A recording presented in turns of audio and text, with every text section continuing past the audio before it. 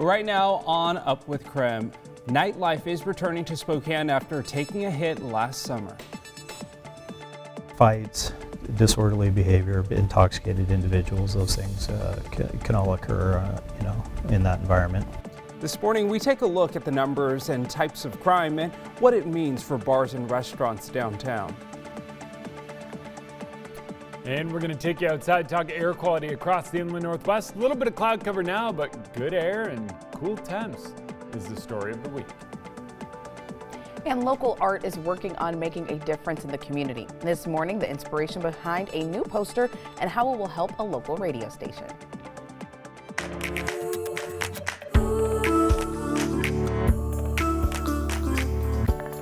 Up with KREM begins now.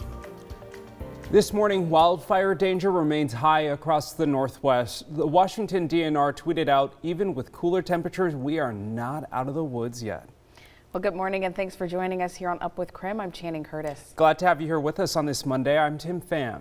We're going to turn our attention now to some breaking news as President Joe Biden is on Air Force One and he is now heading to Boise, Idaho. So here's a live look at Joint Base Andrews in Washington, D.C. Today, he will visit the National Interagency Fire Center in Boise, and he'll be there to talk about fire season and prevention, and specifically how wildfire season is now a year-round event due to climate change. And moments ago, we saw the president getting on board Air Force One. That's right. Now, the president is expected to also speak about the economic impacts of extreme weather and the urgent need to invest in fighting against climate change. So he's going there to just stress that he understands and the federal government is working to make sure that they're protecting people in our communities and appropriately responding. And he's going to not just make the point that we have a challenge, but also talk about how to fix it. How do we address it as a country? Now, President Biden has held virtual meetings about wildfire season with Western governors. So in late June, both Idaho and Montana's governors said the White House failed to invite them while both states were in the peak of their wildfire season. Again, President Biden set to take off from Joint Base Andrews in Washington, D.C. Any moment now, you see the plane getting ready to take off from the tarmac there.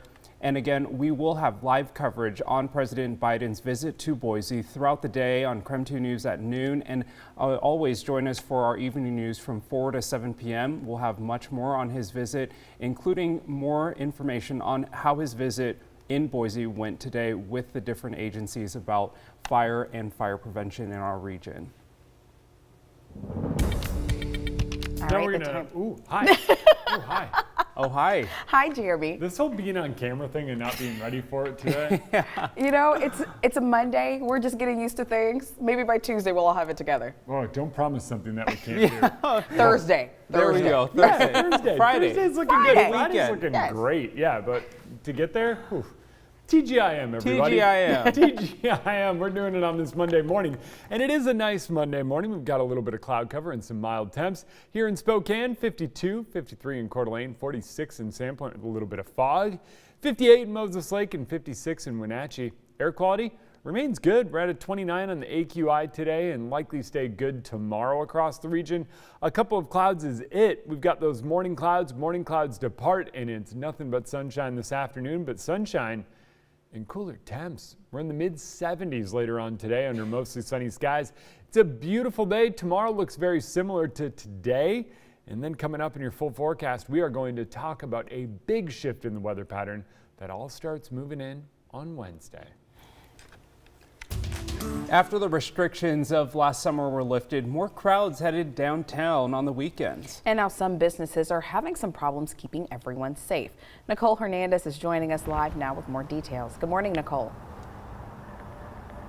Yeah, good morning, guys. So Crave, a local bar and business here right behind me in downtown Spokane, decided to step up their security on the weekend nights. So I was able to speak with the owner about exactly why they decided to do this.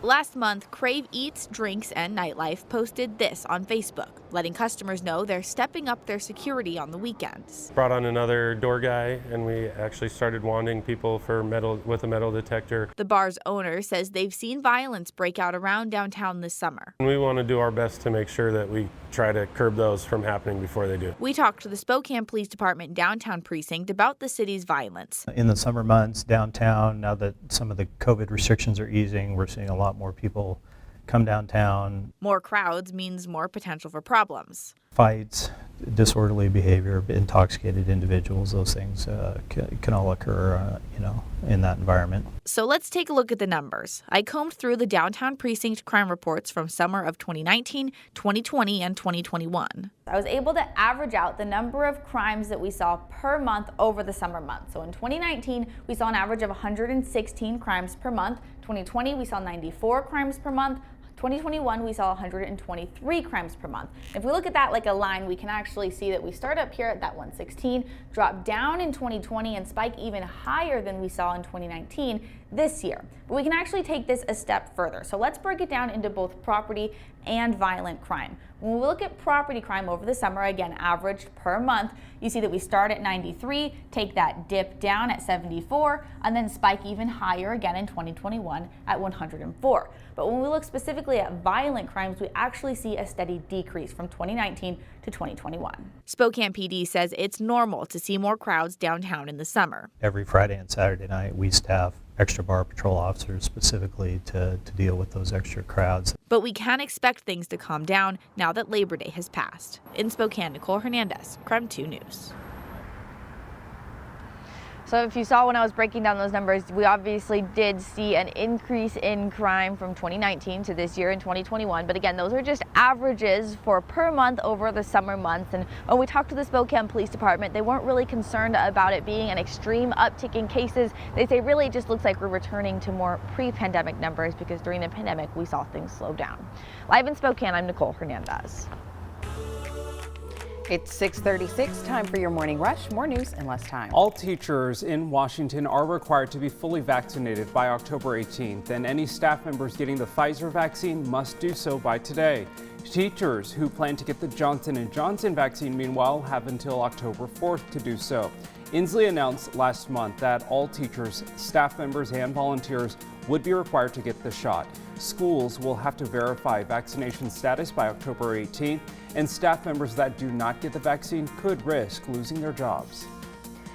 In North Idaho, the Kootenai County Sheriff's Office is investigating a drowning incident. According to deputies, a man was found in the lake at Rockford Bay after his empty boat floated up to the dock. Now, the name of the man has not yet been released, but this investigation is still ongoing. Governor Brad Little announcing action he's taking to help with Idaho's teacher shortage. The governor is putting $10 million towards what he's calling substitute teacher recruitment grants. The governor says districts can use the money to give bonuses to substitute teachers. Little also announcing state employees can now get paid time off if they serve as a substitute teacher.